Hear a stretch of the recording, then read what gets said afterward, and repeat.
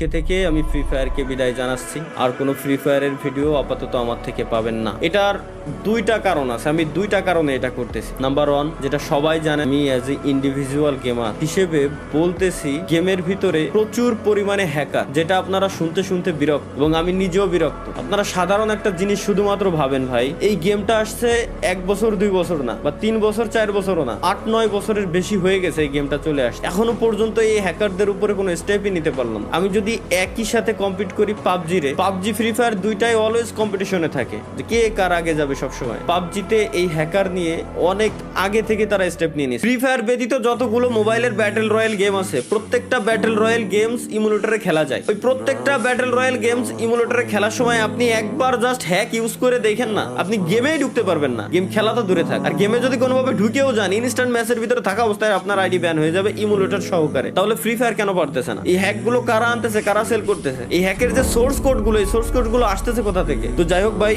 যদি কোনোদিনও এগুলো ঠিক হয় তাহলে আমি হয়তো ব্যাক করতেও পারি। তাছাড়া আমি আর ফ্রি ফায়ারে থাকতেছি না, এটাই হচ্ছে আমার অফিসিয়াল স্টেটমেন্ট। আজ থেকে ফ্রি ফায়ারে কোনো ভিডিও আমার এই চ্যানেলে আপনারা দেখতে পারবেন না।